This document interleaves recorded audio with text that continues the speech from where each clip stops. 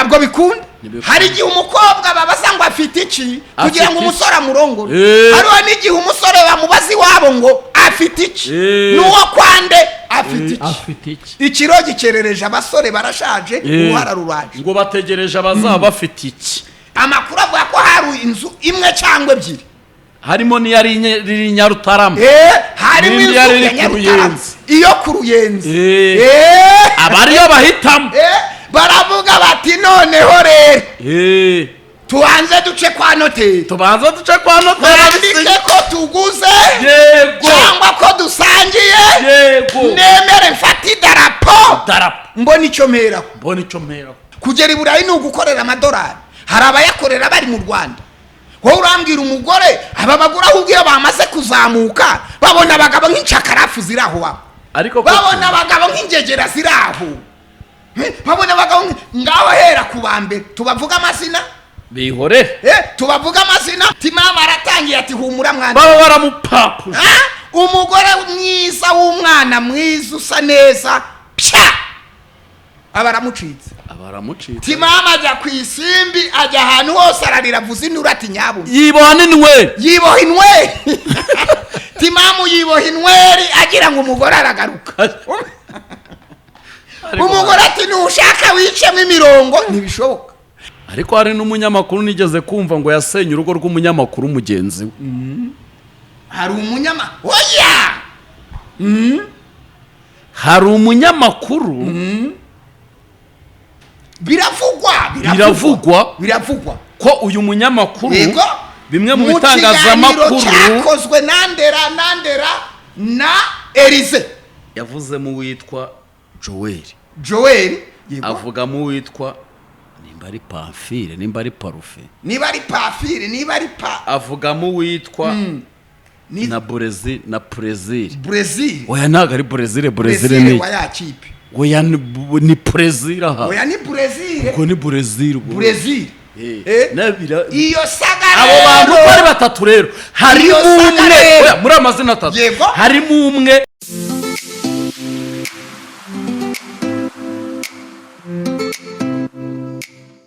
Reka tubashimire mwese kandi cyane inshuti za The Vibe. Ni The Vibe rero. Baba bavuga yuko ari ahantu ushobora kubonera ibintu bitandukanye, amakuru atandukanye, ibyiriwe muri showbiz, umuziki, tuzabaha n'indirimbo, amafilimi, ibiganiro, inkuru za hano ku muhanda, ariko twebwe ntabwo turabo ku muhanda, inkuru zibiri mu itorero, cyane inkuru zibivugwa muri gospel. Kuko ikintu cyambere na mbere n'amakuru. Ntabwo ndi jyenyine rero, ndi kumwe na Revera Juste. Uraho neza? Ndashima Imana cyane. Dushimira n'abantu bari ko tubwira uti mukomereze muri uwo murongo. Ufite tunashimira n'abantu bavuga ngo ariko ibi bintu bizabajyana mu ijuru. Twebwe turi mu makuru, ubundi buri muntu wese kuri The Vibe ajya arya ibimureba. Ndi umunyamakuru wa The Vibe, buri muntu wese ajya arya ibimureba. Kuri The Vibe urya ibintu bikureba, ibitakureba urabyihorera. Iyo wumvishe ikintu ari icyawe uracyumva nyine ukagifata, iyo atari icyawe ujugunya hirya iriya. Rero turabasuje mwese aho muherereye hose mu Rwanda, mu ntara zitandukanye, mu turere dutandukanye, mu midugudu itandukanye, mu masibo atandukanye. Mwese kuri The Vibe turabakunda, turanabakunda cyane. Abari hanze y'igihugu mwese turabakunda, mugubwe neza cyane aho muherereye hose. Ni The Vibe ubu dutangiye cyitwa show. Nta handi ushobora gukura ibintu by'ukuri bifatika. Ntaho wabibona. Ryajambo abanyarwanda bakoresha ngo ikibyimbye kikameneka. Bundi twe turavuga ikibyimbye kikameneka. Dukunda igihugu cyacu, dukunda ubuyobozi bw'igihugu cyacu, dukunda n'abanyarwanda muri rusange, ariko hari ikintu tudakunda. Ntidukunda amatiku. Ntabwo dukunda amatiku, nubwo bavuga ngo turi abanyamatiku. Ntidukunda ibipfa. Wapi? Twebwe turanenga ariko tukanashima. Nuko tumeze kuri The Vibe. Ubu uri umukinnyi w'amafilime ukora ikosa tuzakugeraho, ukora ibyiza tukugereho. Ubu uri umuhanzi ukora ibyiza tuzakugeraho. Ubu uri umurevera, ubu uri umwaposo, ubu uri umupasiteri, ubu uri umuhanuzi, ubu uri umunyamakuru, icyo ari cyo cyose tuzakugeraho uko byagenda uko ariko kose. Waba wakoze icyiza ikibi, icyo dushaka ni uko twubaka ibintu, tukubaka sosiyete, kandi ndabizi muzakiriramo muri benshi. Nawe tuzakugeraho, nanjye bazangeraho, muri the vibe nanjye nzakugeraho, nanjye nzakugeraho. Nungeraho rero uzavuga, nanjye nungeraho uzavuga. Muri the vibe nta cyene wabo gihari. reka nuko the vibe iteye, nuko yubatse, ni amakuru afatika, ni amakuru. Ikiganiro cy'uyu munsi rero nanjye ndashimira abantu bari gukurikira the vibe ku magambo, ku bintu tugenda tuvuga, ku banyamakuru batwataka, kuri komanteri zitwataka, n'abashaka kuducecekesha. Iyo ushaka gucecekesha rero the vibe ahubwo uri kuzizamura cyane, uri kuzizamura kugira ngo abantu barusheho kuvuga cyane no kumva. Insanganyamatsiko y'uyu munsi rero dore uko iteye. Uraganira n'abasore benshi cyane abari muri gospel, nibo duhura nabo, akakubwira ati nk'abanashe. Kuki abasore n'abakobwa bakuru, n'abasore bakuru n'abatoya n'abakobwa ariko bagejeje igihe cyo gushaka, kuki bari gutinya gushaka? Barakubwira bati njyewe nta gahunda, ngize amahirwe nabona untera inda. Abakobwa dufite muri gospel benshi bakubwira ati nta gahunda. Abahungu bati nta gahunda. Wajya inyuma y'itorero bati nta gahunda. Batabashatse bandusha iki? Abafite ingo zirara zishya. Ikindi abantu barahukanye ko ntibahukanira mu bigaragara. Umwe ni muri salo, undi ni mu cyumba, undi ni mu cy'umukozi, undi ni mu cy'abana. Kugeza kuri izi saha twahinduye ikiganiro. Ubona ari nk'iki gituma abantu, abasore, urubyiruko rwarahungabanye, rukubwira ati jyewe nta mugore nzashaka, bagahita guha ingero imwe, ebyiri, eshatu, enye, kandi bari muri gospel mu bintu by'Imana. Icya mbere nizo babona ni amakwe bagiye bataha, bikarangira babonye ari amadivorce. Icya kabiri rero nijyo kikubaza, kuki abantu bose iyo bashenye ingo usanga yitwaje ati n'itorero ryabigizemo uruhare? Impamvu nta yindi, nuko itorero riba ryaragize uruhare mu kushingira abo bantu. Rero ubona ko rugira n'uruhare mu kubatandukanya. Itorero ntabwo rigira uruhare mu gutandukanya, ahubwo ikibazo kigaragara. None se kuki riba ryabijemo? Ntigishobora, kigaragara kuri ya saha abasezeranye noneho bagiye kuregera itorero kugira ngo itorero ribunge cyangwa ribarenganure. Bagera imbere ya komite zo muri cacu ugasanga bahengamiye kuri umwe, undi baramuretse. Yembo nari cyo kibitera. Ntago ari cyo kibitera poso. Iyi ni the vibe. Ni the vibe. Ntago ari cyo kibitera. Ahubwo se kukibaseye. Kukibashenya ahubwo biterwa n'imiryango yabo. Usenya ingo ni Satani. Shitani musezeranya ni itorero. Shitani agakorera hehe? Satani akorera mu muntu wese iyo yamwemereye. Sawa rero. Ubwo rero mu ngo zisenyuka, Shitani akorera mu bantu. Yamara gukorera mu bantu bose bakibagirwa amagambo bagiye babwirana. Abantu iyo ari babiri habonekamo umunyantege nke uko byagenda uko ariko kose, ariko umunyembaraga bagomba kuba maso, wakabera maso umunyantege nkeya. Ariko bimaje kugaragara yuko hano muri by'umwihariko hano muri gospel, kuko ubejo undi ejo the vibe zimukira kuri sekira. Ubizimukira kuri sekira, tujya tuvuga uti working James kutarongora, bimeze bite? Ubwo rero uyu munsi rero muri gospel turashaka kuvuga ngo kuki mu bastari bari muri gospel nta utindana umugore, abandi bakatinya gushaka, nta utindana umugore, nta utindana umugore. Aba bastari basenye ingo bari muri gospel bari kwica urubyiruko kuko bari kubuza urubyiruko gushaka. ugasanga umuntu agize imyaka 40 ntabwo arashaka ariko wakurura amakuru ugasanga mu twumba ahantu none se urashaka kwerekana ko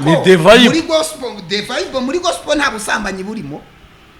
none se ko njye mvuze utwumva mvuze ubusambanyi?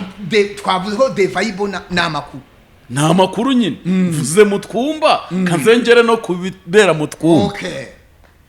Ugasanga umuntu yatinze gushaka ariko wajya ahantu kereke pa ugasanga nyine mugahura sohoka ari hejuru. Tuvuge kwaba basore bashaje bari muri gospel yubura ngo mbese Imana ibagendereye yabona ari beza byaba byiza. Aba basore bashaje muri gospel bamwe muri abaririmbyi abandi muri abahanzi abandi muri abashumba muri abapasiteri. Oya nta mushumba utagira umugore ntago bizi ni the vibe. Abashumba abasore barahari Imana ibagendereye byaba byiza. Ntago byaba byiza. Ni wose yakomoka ko abasore muganira akakubwira ati nta mugore nzashaka, ati naka twakubitaniye muri gobyo, naka twakubitaniye muri rogi ya veni, undi twakubitanye muri hoteli yicaranya akana. Noneho bigatuma abantu babona bya bindi akubwira ati ubundi nakubaka u Rwanda. Ntago ari icyo cyonyine ikintu gituma aba bantu batinda gushaka bashingiye benshi babona bisenyuka. Muraba muri kuganira yakugisha inama nubake kabwo uti wa mwana wabyore ko nanjye byananiye wabiretse ko nanjye byananiye. Ariko hari umugani w'Abanyarwanda uvuga ngo iyi nguru bicitse izuru ntibuzi izindi kwimba gucukura. Kuba umuntu umwe byanze ntibiba ko natwe bizanga. Kuki se umuntu yibona muri esheke ukumva ko naka niba byanze nawe bizanga? Ibyo bintu uzanye by'ingurube muri the vibe. Nibyo the vibe n'imigani irimo n'ibisakwe soma. Ni ukuvuga ngo rero kimwe mu bintu abantu mudukurikiranye turabakunda. Wemerewe gutanga igitekerezo yuko twakora ikiganiro ariko si wo dutoranyiriza uko dukora ikiganiro.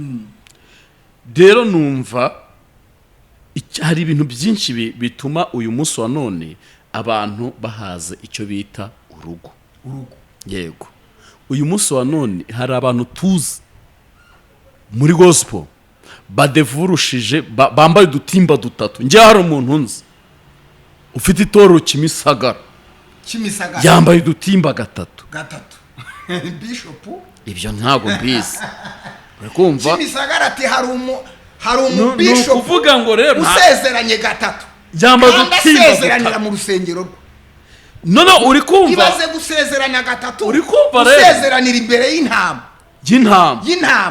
rero mbere pastor akaza akagusezeranya wahaye uburenganzira ubwa kabiri akaza ugahamagara undi akagusezeranya imbere y'intama ubwa gatatu akagusezeranya imbere y'intama udutimba 3 none haza na kakane ntabwo jise muri ubwo buko batashye ubuhe wagiyemo ku gatimba ka kangahe kabyo tubyihore. Ni the vibe urumva umuntu agasezerana 3 kandi bwaca agasezeranya n'abandi nawe wajya kubaka urugo ariko banza wumva uretse ningo yasezeranije 95% nta na rumwe rugihari zarasenyutse. None umwana yonka amashereka ya nyina yego niba nyoko rero kwa turi kucye kibazo rero uwo muntu wabikoze atuye ahubwo nibeshye ntabwo ari Kimisagara ni kwa Rubangura. Atuye kwa Rubangura niho afite itorero kwa Rubangura. Afite itorero kwa Rubangura muri the vibe kwa Rubangura haba itorero nyine ku gifantasi ni hafi aho hariya Kimisagara twumvise ko umuntu yambaye agatimba inshuro 3 kandi agasezeranya abantu tukumva yuko nawe kandi abo yasezeranije nabo ingo ntizibaho. Umwana yonka amashereka ya nyina mu gihe wasezeranijwe n'umuntu wasezeranye 3 nawe ni 3 mu gihe wasezeranijwe katubisubiremo babyumve mu gihe wasezeranijwe n'umuntu wasezeranye gatatu kabiri nawe ni gatatu ni kabiri ni gatanu mu gihe wasezeranijwe n'umuntu warinze ubusugire bw'urugo rwiwe nawe urwawe rurarinzwe. ntabwo wavuga Pawulo yaravuze ngo umuntu ariwe n'inzoka ntiyigombore, ntabwo ari umugombozi. niba umuntu urugo rwaramunaniye wowe arubaka urwawe gute? ntabwo bikunda. hano ni kuri the vibe ubwo rero uwo ni uwa mbere. ubwo impamvu urubyiruko ubona ko gushaka n'ushatse ari gushaka rimwe ni uwo kwande, kabiri afite iki, gatatu yiza ngahe, kane nzamukuraho iki, gatanu uvuze ibintu bikomeye, tuzataha hehe. icya mbere ni uwo kwande. aka kantu k'abantu bagiye kurongora akavuga ngo ni uwo kwande. inshuti za the vibe ntabwo aka kantu kararangira, ntabwo umva karacyarimo mu ikaritsiye, karacyarimo mu turere, ku bantu bagiye gushaka haracyarimo akantu ni uwo kwande. iyi ndi uwo kwande rero ikwiriye kuvamo mu bana b'Imana. niba wakunze umukobwa cyangwa wakunze umusore, iri jambo rivuga ngo ni uwo kwande rikwiriye kuvaho ni uwo kwande. kuko uyu munsi wa none impamvu ubona batinze ntawe ugishaka urukundo. oya kataducika. akambere ni uwo kwande. aka kabiri kavuga ngo afite iki. aha rero havuga ngo afite iki. niyo mpamvu uri kubona umuntu w'imyaka mirongo ari gushakana n'uwa 23 kuko yagije imyaka y'ubukure mwemera gusezerana, agongwa na rya jambo rivuga ngo afite iki, agasanga hari igihari. utamenye ngo afite iki, wumvise, utamenye ngo afite iki ntabwo bikunda. ntabwo bikunda utamenye ngo afite iki. afite inzu, afite imodoka. ahubwo se banza wumve niba afite inzu bwayifite he. kuko hari inzu batabaza. oya ahubwo afite inzu he. ese ayifite Norvege? ese ayifite mu Bugesera ahari kujya abakinnyi n'abaminisitiri? ayifite Nyarutarama muri Biyasi? ayifite Kibagabaga? ayifite Gatenga? cyangwa se ayifite mu Cyahafi? ayifite mu Gitega? ayifite mu Rwampara? mwakundana gukagabanya umuvuduko. ubwo aramutse akubwiye ko ayifite Karuruma Karuruma ni muri VIP. ubwo se mu makawa urahazi? ko ayifite mu makawa hejuru nabwo urukundo no kurambagizanya birangira ku kanya. nimba telefonwaga 7 ku munsi, menya ngo usigaranye rimwe ryonyine. iri jambo rivuga ngo ayifite he. afite iyihe modoka? iguza ngahe? ubuhe bwo iguza ngahe? nguko uko barongora.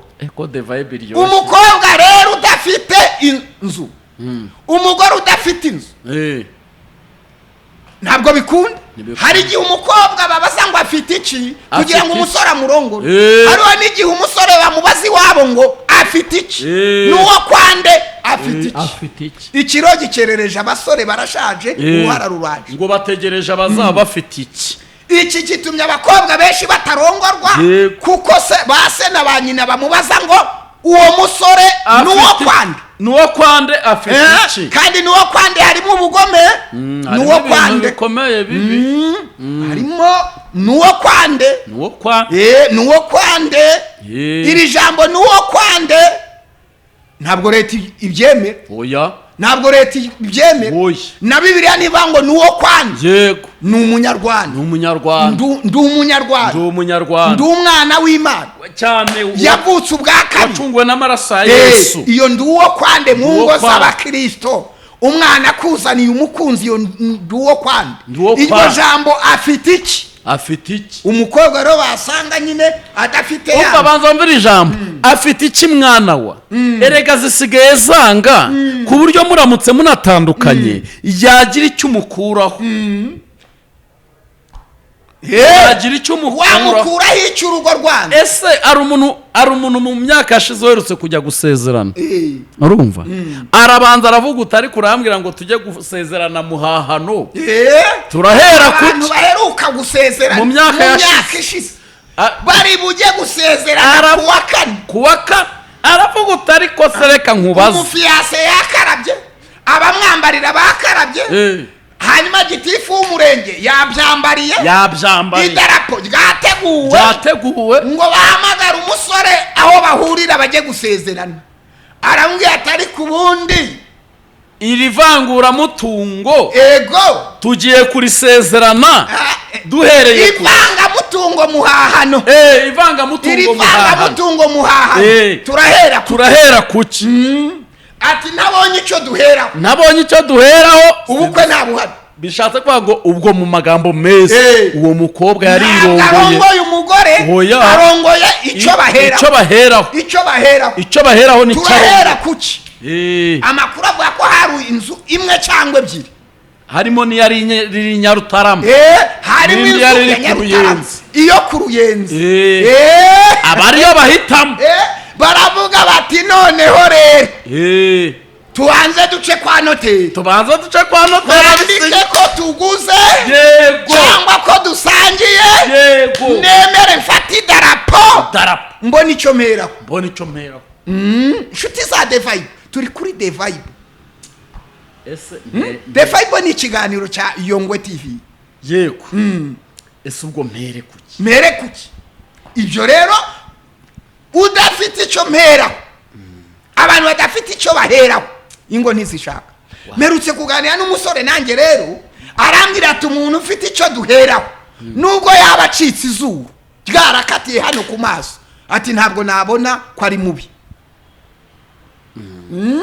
Nubwo yaba acitse izuru apfa kuba afite icyo tugira gute duheraho. Nubwo yaba angana na mama apfa kuba afite icyo tugira gute duheraho.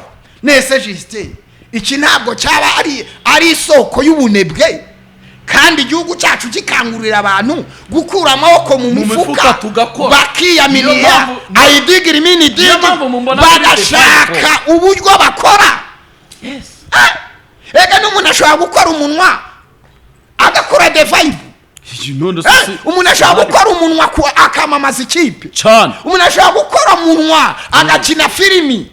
Umuntu ashobora gukora umunwa akaba umukomisiyoneri. Waba n'umukomedi. Umuntu ashobora gukora umunwa akabakina komedi. Umuntu ashobora gukora umunwa agasenga Imana umuntu ukazamo n'impano akabwiriza agahanura. Nta mpamvu yo kuba ngo jewe sinzarongora nabonye icyo mperaho. Hari akandi wavuze. Harya naka tuzajya twandika muri The Vibe tugiye kujya twandika turashaka umwanditsi cyane turashaka umwanditsi. Ninde muntu ushaka kujya twandikira muri The Vibe? Ubwo nabwo dutanze akazi muri The Vibe umuntu uzajya wandika utugingo akandi rero yego kagarutse yiza ngahe mu yandi magambo afite amadiporome yize ku kihe kigo iwabo babyumva gute ntabwo urugo rubaho kubera ko iwanyu babyumva. Yego urugo rubaho kuko abagiye kurushinga babyumva. Ubundi urugo ni iki? Urugo ni abantu babiri biyemeje kurushinga. Ibindi yo hatangiye kwinjiramo undi muntu biba byapfuye. None se Justin ko bivugwa ko muri aba basitari dufite abari muri gospel umuntu arazamuka muri gospel akagira impano yo kuririmba. Umuntu arazamuka muri gospel akagira cani ikarebwa n'abantu akubaka urugo. Ejo ugasanga umugore aramucitse dore ikibazo hano kiri byaba ari uko aba bakobwa baza bakeneye ibya mirenge ntago ariyo mpamvu abagabo bafite abagore b'abasitari yego kubajerera mu gisitari byarabananiye abagabo abagore bafite abagabo b'abasitari abagabo yego bafite abagore b'abasitari kubajerera mu gisitari byarabananiye nibwo buryo abagore bazamutse bo muri ADPR yego noneho yakumva ko agiye kubwiriza akumva yuko ari kumwe n'abagabo ahubwo abagabo bafite abagore b'abasitari aho naho ndaje mpagire yego dukomeze naho ndaje mpagire abagore b'abasitari abagabo babo kubajera byarabananiye noneho abagore bafite abagabo b'abasitari nabo kubajera byarabananiye wese wajera umuntu idolari rigwaho uvuga amadolari akaza umuntu uvuga amadolari akaza uri umugabo wamujira umuntu hanura amadolari akaza uri umugabo wamujira umuntu woherezwa ibihumbi 500 800 wamujira umuntu bategera indege akaguhamagara ari Burayi wamujira ariko ngiye ndumva byaba ari byo byiza wamujera utese byaba ari byo terambere nyine ubwo ngubwo wamujeraga umuhahira wamujeraga umugurira igitenge wamujeraga umwereka yuko uri umutwe none yabaye umutwe abagore babaye umutwe ntabwo bakiri igihimba ego mama nta makuru ufite ariko ngiye ndumva nyine yagiye Burayi nyine waba wabaye igihimba nyine nawe ugakora yagiye Burayi Mbese n'abantu bageze i Burayi bakiri mu Rwanda hari abantu bageze i Burayi bakiri mu Rwanda ubundi icyo ngiye nkundira The Vibe nuko haba mu bundi no kutabyumva kimwe abantu bageze i Burayi bakiri mu Rwanda kugera i Burayi ni ugukorera amadolari hari abayakorera bari mu Rwanda wowe urambwira umugore aba bagura ahubwo iyo bamaze kuzamuka babona abagabo nk'incakarafu ziraho babona abagabo nk'ingegera ziraho babona abagabo ngaho hera ku bambere tubavuga amazina bihore tubavuga amazina tuzabavugwa bahereho bahitinze bashinga amacani aho ngaho ikintu ugomba kumenya ni iki aba bantu nabo bumva ko hari aho bageze nabo ubwabo biba ikibazo kuko koko kandebe umwe byaranze vuga cyane umwe byaranze uwa kabiri biranga uwa gatatu umugore wa gatatu uzamutse biranga uwa kane umugore wa kane biranga uwa gatanu nawe arimo ayengayenga kuzamuka ubu umugabo wemeruka afunze nimba yarafunguwe simbi abo bose ni abagore barimo kuvuga abagabo noneho abagabo noneho mu bagabo rero nabo byaranze mu bagabo ntabwo byanze The Vibe ni ukuvuga none ntabwo urumva The Vibe ni imbaraga zo kuvuga ukuri ni ukumena umuceri The Vibe bantu mwese mudukurikiranye timama aratangiye ati humura mwana wanjye timama aratangiye ati humura mwana baba baramupapuje umugore mwiza w'umwana mwiza usa neza abaramucitse timama ajya ku isimbi ajya ahantu hose ararira avuza induru ati nyabundi yiboha inweri timamu yiboha inweri agira ngo umugore aragaruka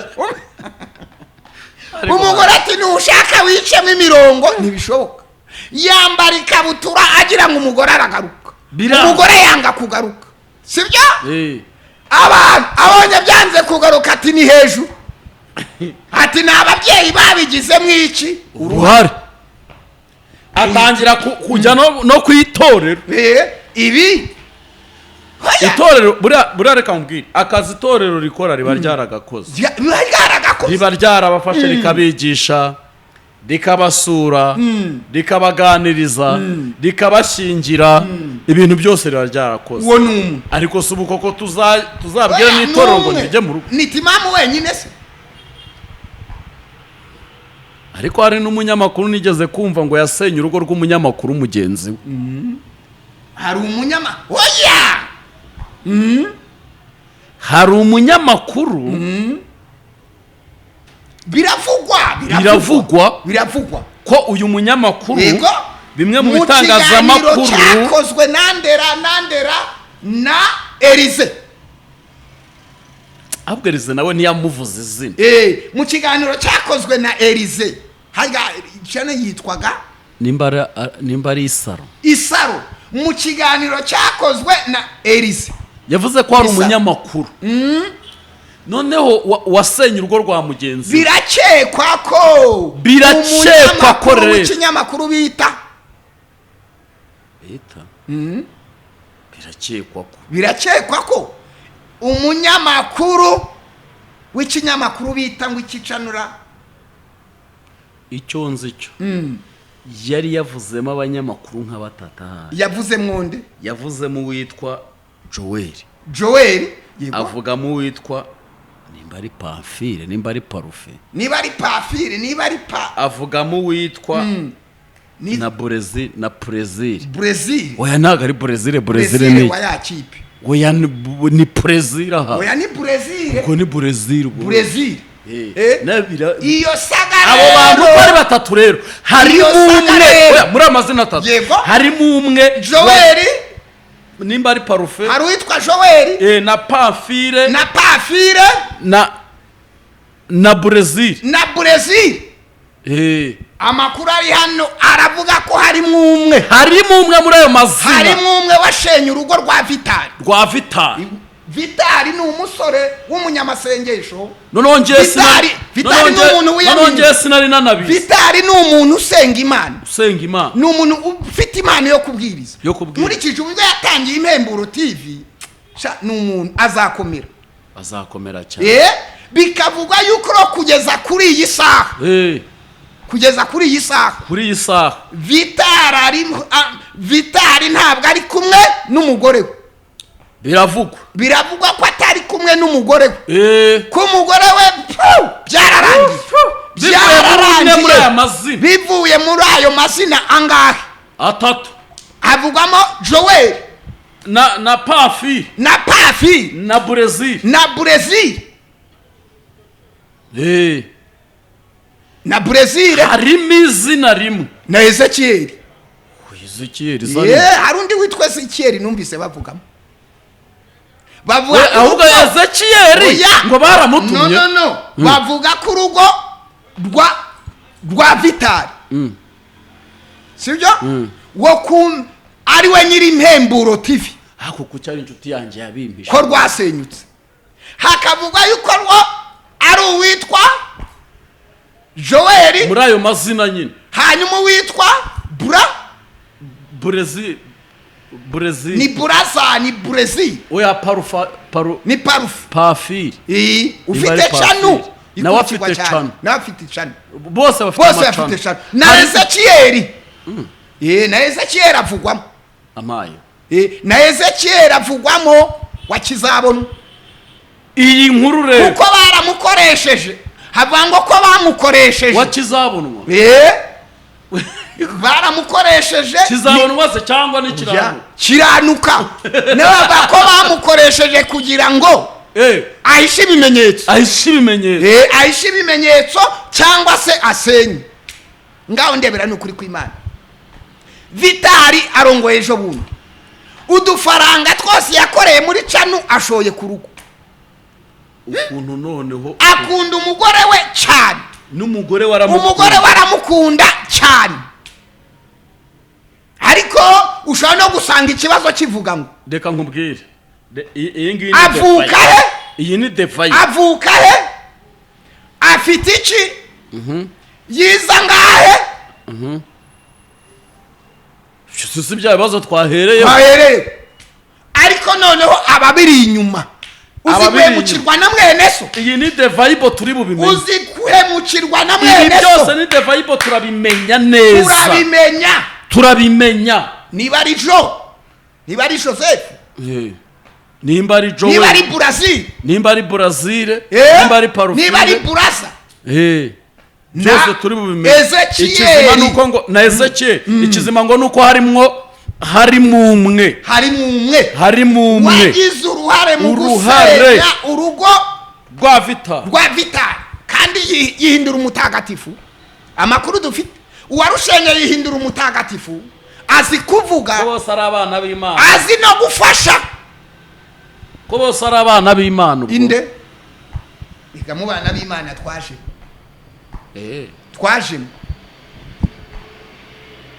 ibimenyetso bifatika kuba umuntu avuga aramya ahimbaza, ntabwo bivuga yuko Satani atamukoresha.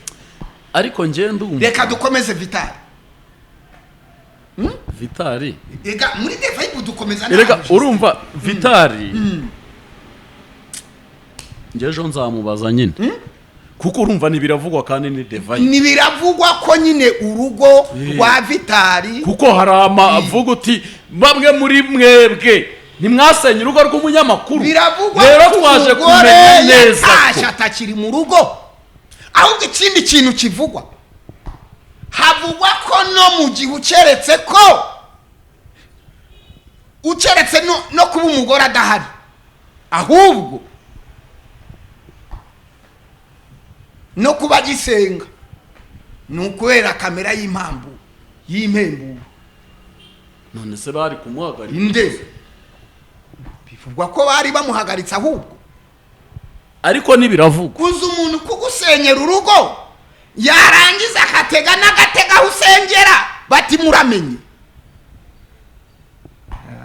Ubugome buri muri gosupo hari ibitwivugira. Ubu rero ubu ngo ibi bintu mwabiretse, umuntu yubatse urugo undi araje amuciye inyuma basengana kubw'ishyari. Ariko se ayo makuru noneho nayo Devibe ariko burasakagaruka nakagaruka, buriya sukuza tumenya amakuru ya nyayo nakagaruka, nyamaze nakagaruka. Ibi bintu biramenyekana neza, bimenyekana ngenda tubihe iminsi 3 turatubimenye neza. None oya turatwanamanutse twamenye yuko uyu mubyeyi atakiri muri urugo koko, twamenye n'ikitorero, twamenye n'uko itorero iki kibazo turi bimenye byose kuko ni Devibe. Turabimenye turagaruka mu kiganiro cy'ubutaha tubaha amakuru dufite amakuru, tutavuga ni Joel wumvise, tutavuga ni Brezil, wa wundi ukora kuri radio Joel, wa wundi ukora kuri radio, niba ukora kuri radio simbizi niba ari Joel ntabwo mba niba sibyo. Hanyuma hatarimo na Brezil ntabwo muzi ni ikipe, ni ikipe y'umupira bayita Brazil. Icyo nzi cyo bose n'abanyamakuru.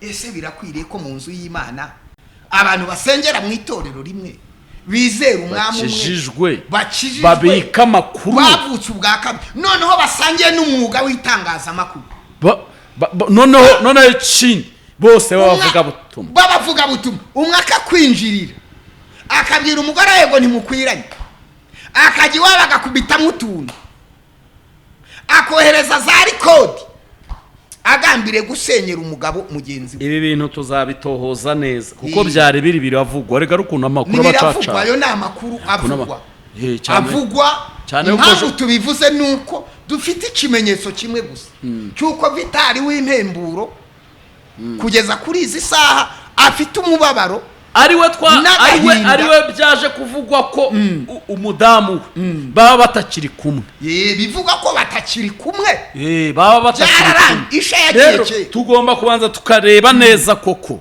ko yaba batakiri kumwe. Duhamagare umushumba hayobora hanyuma tumubaze. Oya dushobora ni kuri Devibe, nkuko Devibe turi live kuri Yongwe TV. Dushobora guhamagara umuntu ni mu kiganiro Devibe cyo kuri Yongwe TV. Dushobora guhamagara umushumba wo mu Gatenga tukamubaza akatubwira, kandi buri munyarwanda wese yemererwa kubaha itangazamakuru agatanga amakuru kugiye yamubajije, haba ari no mu nzego za leta.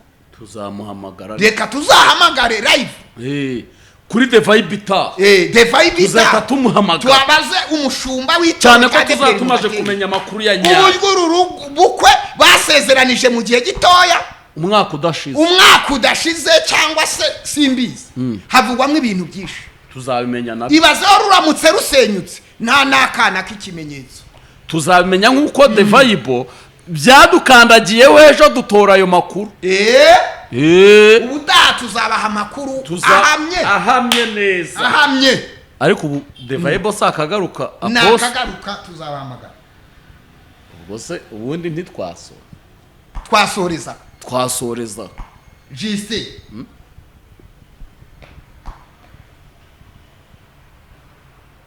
hakorwa iki n'ibi bintu ubu rero bikomeje twari turi kuvuga uti imyubakire y'abagospel yaba abakobwa yaba abasore yaba n'ingo zubatse nuwe muti dushobora kubona izubatse zikomera abatarubaka bakubaka twagiye tubisobanura neza niho tuje kugwa no muri iki kibazo noneho umuti nta Pawulo yawandikiye abakorinto ibice 15 avuga ngo kirere urukundo ntirugira ibyaro yego urukundo rwihanganira byose urukundo ntirwikubira urukundo ntirugira uburyari niyo navuga indimi zose urukundo ntirwirarira niyo navuga indimi zose n'iz'abamara ndetse nkavuga n'iz'abamara urukundo ntirugira ishyari ariko ako kantu urukundo ntirwirarira urukundo ntirureba inzu urukundo ntirureba imodoka igomba gutera yego urukundo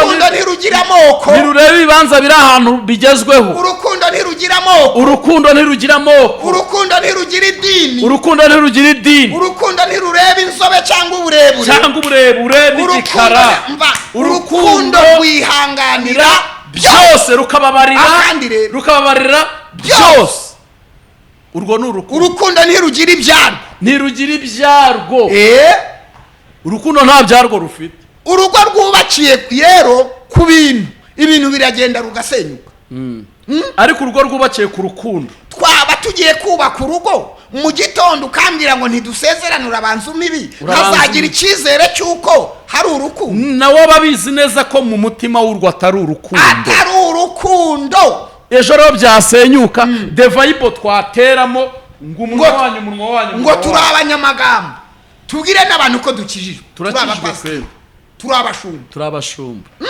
kugira ngo abantu bavuge ibintu bya gospel nabi tuzajya tubyivugira cyane kugira ngo abantu bogagize ibitari kogagizwa tuzajya tubigaya cyangwa tubivuge buri munsi tugomba kubaha the vibe ishyushye imwe cyangwa ebyiri iyi rero niyo tubahaye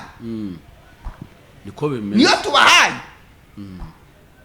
ni agahinda rero ni umubabaro kandi ntabwo tuba twishimye ariko tuba twishimye biratubabaje nta nubwo dushaka views cyane ni nyinshi umuntu akurikira iyo ashaka ikindi ntabwo turi aba youtubers b'uyu munsi turi aba youtubers babirambyemo ntabwo turi abanyamakuru b'uyu munsi nta nubwo twuriye kamera ngo tujye kuri cano uyu munsi tumaze imyaka irenga 5 tuvuga ntabwo turimo tubishakiramo hiti izina kubaka turi gushaka ukuntu twagira umusanzu dutanga ku gihugu cyacu umusanzu nuko abantu bareka gukundana urukundo rushingiye ku bintu umusanzu nuko abantu bagomba gutinyuka bakubaka ariko buretse nkubwira poso uyu munsi wa none koko ubundi nimba umukobwa abona ko umuhungu amuje kubera imodoka afite ko namwe muba mubireba akakuzo kubera akazi ufite kuki utareba ko abantu atari mu rukundo harimo imibare kuki wa mugabo we kuki nimba ubona umugore aje muri ubwo busore bwawe kuki utareba ko aje kukugura nidukundane urukundo rubabarira byose rwihanganira byose nidukundana nibigenda tuzagumya gukunda nidukundana nitutabibona tuzaguma ngaho reba ya modoka wakundaga igonze iyigonze moteri ruba birangiye reba yanzu rero ugize ibyaga ikagiraho ikiza urumva ubwabyo ni ikibazo inzu nabonye n'inzu zishya n'inzu zirashya nuvuga ngo rero birakwiriye ko twebwe twubaka urukundo nk'abana b'Imana iyo turi kuvuga gutya ntabwo tuba turi kuvuga ibindi dukwiriye gukundana dukwiriye kubahana dukwiriye kubabarirana ukwiriye kureba aho wagize ikibazo na mugenzi we mukagikemura ukwiriye kuba maso cyane ndetse ukabera na mugenzi wawe maso ikindi kintu wenda tuzagarukaho kuri muri the vibe y'ubutaha ni ukuntu abantu bagirwa inama ariko ntibemere inama bagiriwe bene abo bantu bo byifashe bite ara kandi tuzagarukaho ubutaha uburyo abantu wumvise uburyo abantu babajene ku miryango yabo urabizi ibyo tuzabigarukaho akabajene ku miryango yabo wazi Kigali wakomera ukanga kwerekana umuryango wazamuka ukayisigara ufite isoni z'umuryango kandi wazamutse kugira ngo ukure umuryango mukanga buriya umuryango ni ikintu gikomeye nituvuga ku muryango hazazaho byinshi bivuga ngo umuryango ni ikintu gikomeye kuko umuryango birenze no kwitwa umuryango ibyo tuzabigarukaho butaha reka dusoze inkuru murakoze cyane murakoze rero inshuti za The Vibe ni kuri The Vibe nakagaruka buri munsi niwo mugomba gukura amakuru ya gospel atariho umukungugu amakuru atariho iki umukungugu niwo mugomba gukura ibiganiro bifatika biri mu kuri niwo mugomba gukura amagambo yose afatika kandi byateguwe neza naho utaha rero nomero yanjye ni 0788 54 tanga iyawe nawe iyanjye ni 0782 722 137 Imana ibaha umugisha mu izina rya Yesu amen.